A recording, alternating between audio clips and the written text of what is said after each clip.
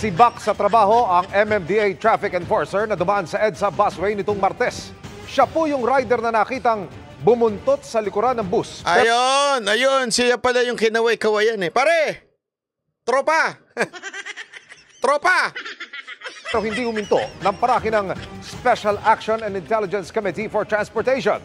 Ayon sa MMDA, nang makaharap si MMDA Acting Chairman Don Artes ngayong araw, idinahilan ng sinibak na enforcer na dumaan siya sa EDSA busway dahil malilate na raw siya sa trabaho. Hoy, tropa! Ayos, malilate na daw siya sa trabaho kaya dumaan siya sa busway. Ano sa tingin mo yung mga iba doon? Maaga sa trabaho? Anak ka ng tutsa, oo. Kuya! Kuya naman eh! So, alam mo, good job dito ang MMDA. Bakit? Sinibak. Ayon kay Artes, hindi nila pinalalagpas ang anumang pagkakamali ng kanilang mga kawani. Good job kayo, MMDA! Dahil nga, ulit-ulit kong sasabihin, si Banat Bay, pag tama, palakpakan, pag mali, banatan. Good job tong ginawa ninyo. Ganyan dapat. Maging lesson no ito. Alam nyo kung bakit?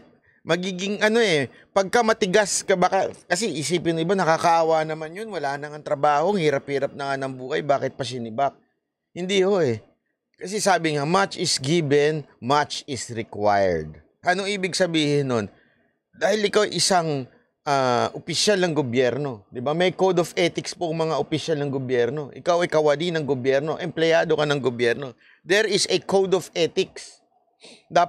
Dapat to beyond, di ba? Yung iyong pagsunod sa batas. Dahil ganyan ang nangyari sa'yo, tama lang na masibak ka. Hindi, totoo. Kaya pinapalakpakan po natin si MMDA chairman sa ginawa nyo yan. Sana ho, lahat pa, hindi lang ho yung mga mabibidyo. Pwede ho ba pakisama na resibakin yung mga kumaway ng tropa.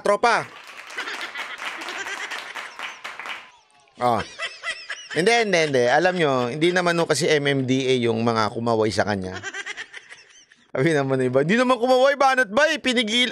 Ano naman nila, sinubukan naman nilang tigilin. Oo nga, sinubukan nilang tigilin. Oy! Lapit mga suke. Ano siya?